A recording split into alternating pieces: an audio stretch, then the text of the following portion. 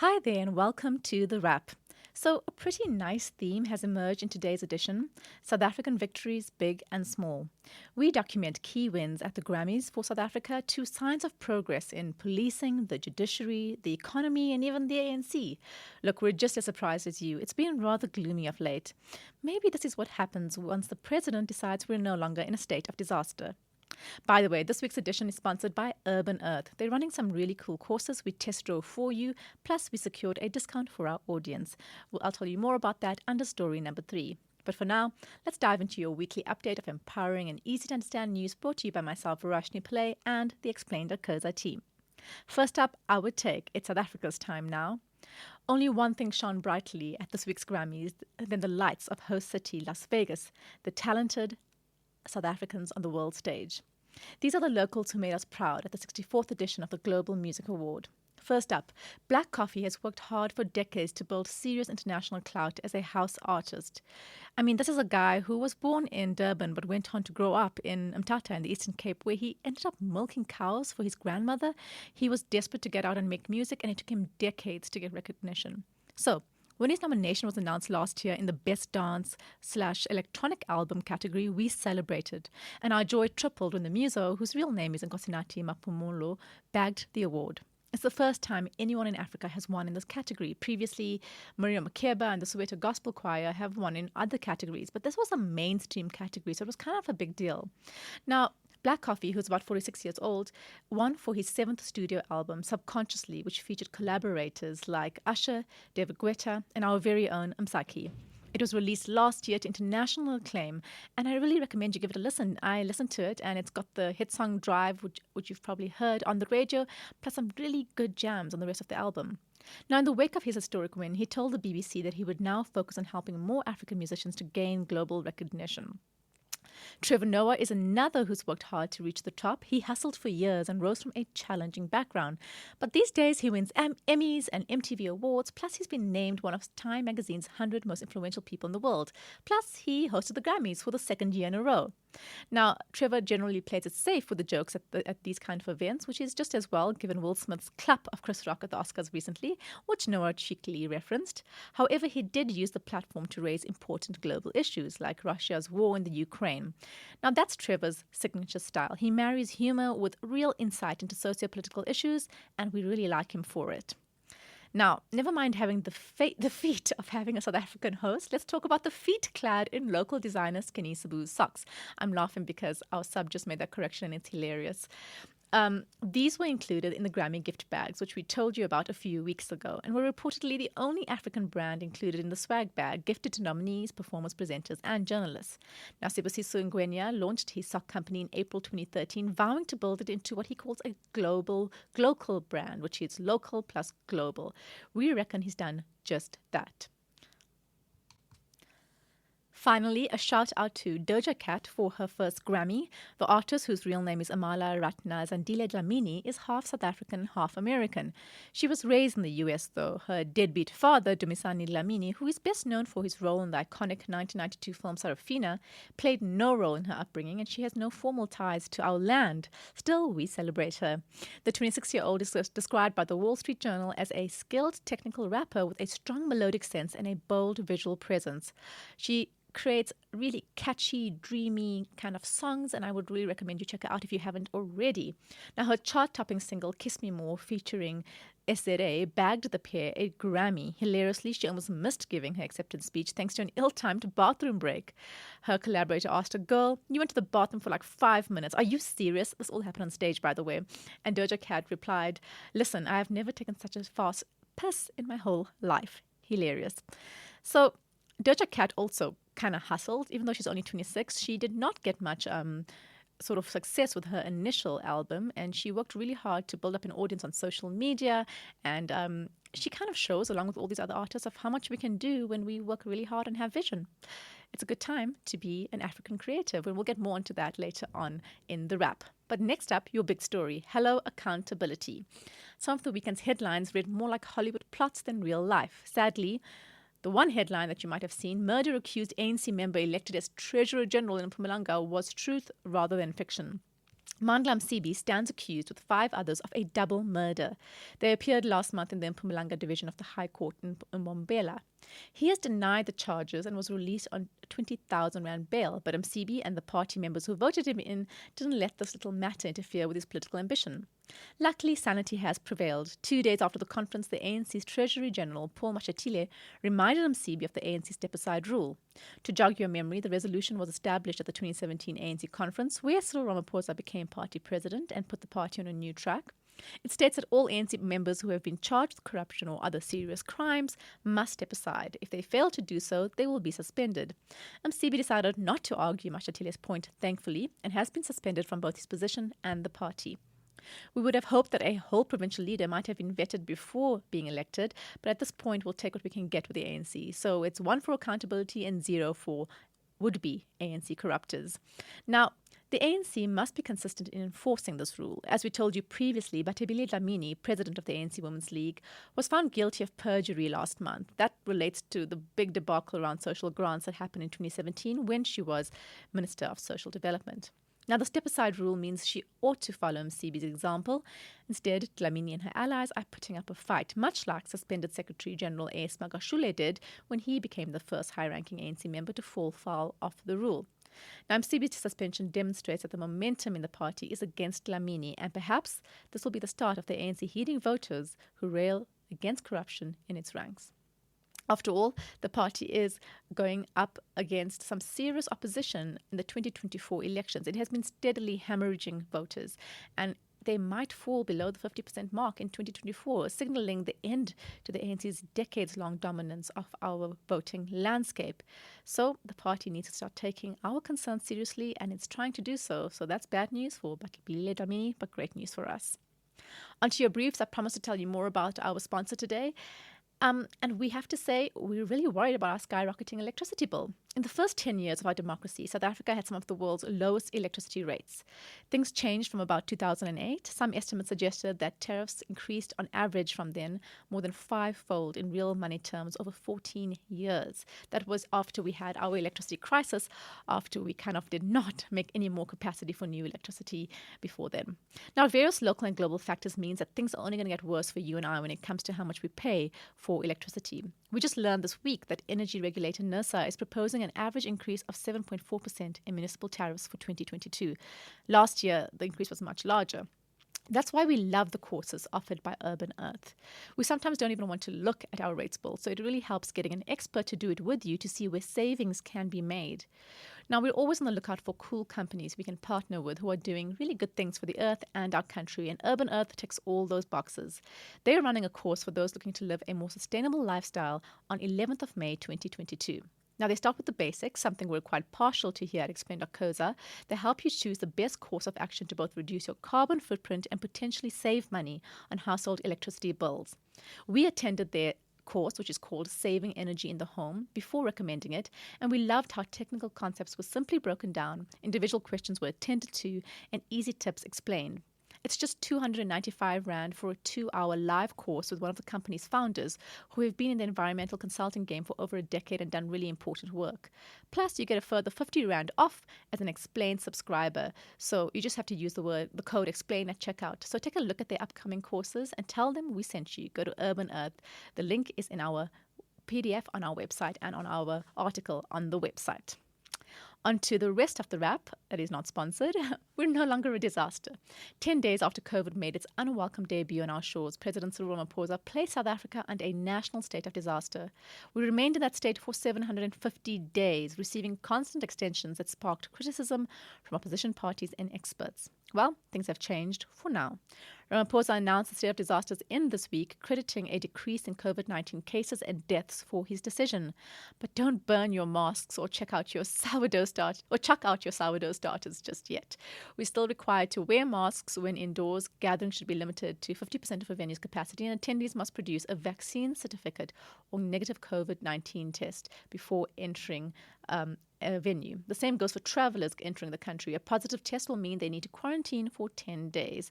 As for that sourdough starter, well, it's just a good idea to keep making sourdough bread, we think. Now, Ramaphosa will review his decision after 30 days. If cases start to rise, the country could re-enter a formal state of disaster. Please, God, no. Mostly because we don't want to hear what the DA has to say about it again. Moving on, South Africa gets a ratings upgrade. We've delivered depressing news about our economy in the last couple of weeks. Blame the war in the Ukraine and the continued aftershocks of the pandemic, plus low growth in South Africa for so long. But this week, we have some good news to share. Ratings agency Moody's has upgraded South Africa's credit outlook to stable from negative. Now, rating downgrades, this basically means that they think South Africa's long-term ability to pay off its debt is looking better. This means we can access better interest rates when lending money, much like you can if your credit score is good. You've heard for years how we were downgraded again and again and again until we hit junk status. So this is beginning the hopeful upswing where we start getting upgraded again to regain that investment status and access good interest rates so that we don't go into debt as a country in terms of how much money we have to pay on interest repayments. Now, we've explained credit ratings downgrades in more detail, which you can find on our site. But moving on, why did we get this credit ratings upgrade? Moody's based its outlook on the commodities boom, the gift that keeps on giving. We've told you about this already, where we did really well with the mines. Now, this continues to boost our mining sector, and also they credited South Africa's commitment to reprioritize and reduce spending. So clearly government's doing something right there if Moody's has taken notice. Although we should note that Moody's is one of the credit rating agencies that has always been more partial to South Africa. Now, Moody's outlook makes us attractive for investors, which could likely strengthen the rand too, but we need to work a little harder to get the economy on firm ground.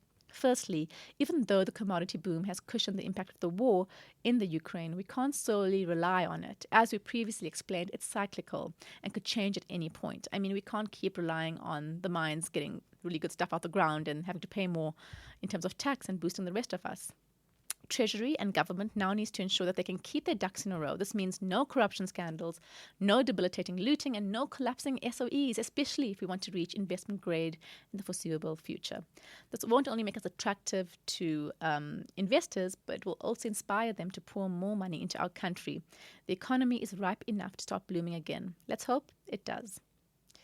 Onto some more positive news in the public space. Things are looking up for our judiciary. We've been telling you how strained things have been for our judicial sector for months. There were the concerning vacancies on the Constitutional Court bench that itself was left without permanent leadership for too long, the awful Judicial Service Commission interviews of potential judges, and even concerns about how white justices were not being elected to the Court bench, which is supposed to be representative of all South Africans. Well, all of that is slowly changing. Ramaphosa finally appointed Raymond Zondo permanently to head up the Court, we told you previously. Zondo now chairs the JSC, and this week he wasted no time in implementing recommended changes to the appointment process, particularly the need for written criteria as a guideline for judicial appointments so that commissioners don't just go off as they've been doing previously with bizarre questions that insult potential judges. Now, Zondo has also committed to ensuring that all candidates are treated with dignity and respect, which his predecessor, Mogoeng, did not do. And as we told you previously, Dalian Porvo has been replaced, along with another commissioner, meaning an end to the political point scoring he engaged in at the expense of judges being interviewed. His partner in dodgy questions, Julius Malema, however, remains on the JSC. Now, the JSC, the new JSC, started interviews on Tuesday to fill the 2 remaining vacancies in our top court. 5 candidates were initially being interviewed, 3 of whom were white, but Judge David Unterhalter was dropped from this list after it emerged he had once failed to recuse himself from an appeal to a case he had previously judged. He was acting as a Court justice, and the judgment came up, and he had previously judged it at a lower court. He should have excluded himself or recused himself, and he kind of forgot to do so or did not remember because they deal with a lot of judgments. Now, he's considered one of the country's finest legal minds, so it's a pity to lose him. He's been overlooked for this position 3 times previously. But the list also includes the highly respected Alan Dodson, who was overlooked previously as well. Now, all 4 remaining candidates, besides Unterhalter, will probably be referred to Ramaphosa to choose the final 2 justices for our top court from that list. The interview process concludes tomorrow. Things are certainly looking up for our judiciary system, and it's about time too. Onto some more entertainment news. South Africa is positioned for a film boom. Netflix has steadily been investing in productions in South Africa. They have invested 2 billion rand over the last 5 years in the country. Now they've upped the ante in South Africa with a pledge of over 900 million to cover 4 productions, 1 international and 3 local, that will be filmed here between 2022 and 2023.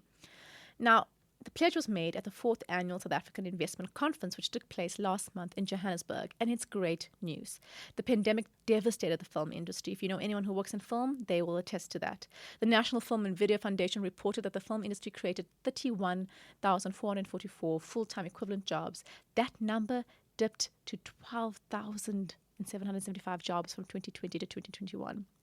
These new productions will hopefully increase things again. Now, South Africa's film industry has long attracted international film productions. We have a world-class film industry and talent, a variety of locations, and lots of daylight hours to shoot. This, twinned with the explosion of streaming content in recent years, means we're nicely positioned. The war of the streaming giants means more streaming companies are pushing to look for global stories that resonate and will come knocking on our doors. It has other knock-on effects for our economy too. A study from both South African Tourism and Netflix revealed that after watching South African content, viewers surveyed in Canada, France, the UK, Brazil, US, and Germany were 3.1 times more likely to travel to South Africa, reports Business Tech. If that means a boost for our economy and more diverse viewing options, we'll take it. More good news, this time on public appointments. 2 important appointments took place over the last week that you should know about in the public sector. First, Ramaphosa appointed General Fani Masemola as the new police commissioner, following Kehla Setole's effective axing in February by Ramaphosa. Now, Setole's leadership was wanting during the July lootings, the South African Human Rights Council found, and he's been involved in a number of scandals, including facing 2 criminal charges. But enough about that, he's gone, thank God. So let's talk about the new commissioner on the block. General Masemole's career spans 35 years. He was involved in organizing security for all of South Africa's elections during the democratic era, and as you've noticed, those have gone pretty well. Masemola also played a pivotal role in securing national and international events in our country, including UN summits, climate conferences, and the 2010 FIFA World Cup, Ramaphosa said when announcing the new commissioner. He's a good candidate for the job, but he can't shoulder all the responsibilities alone, as researchers for the Institute of Security Studies point out. They say people with detailed knowledge and experience in reforming large organizations should be appointed to such a structure. It could play a hugely valuable role in assisting Masemola and a rejuvenated leadership cohort to better understand and implement the changes needed to reform the SAPS and set South Africa on a new ground to the rule of law. A new path, rather. The second appointment is a positive one. We're used to public positions being filled after some sort of scandal, but this time Ramaphosa had to replace Ayanda Dlodlo after she was snapped up for a prestigious global role. The now former Public Service and Administration Minister was appointed Executive Director on the board of the World Bank in Washington. Dlodlo, who has had a reputable career, has served in several ministerial portfolios since 2017. She will now be one of 3 board members representing the interests of 25 African member states at the World Bank. Ramaphosa has appointed Employment and Labour Minister Thulas Nxesi to act in the position for now until he makes a permanent appointment. Finally, it's on you now, men. Dear men, it's time for you to take the baton off birth control. We're tired.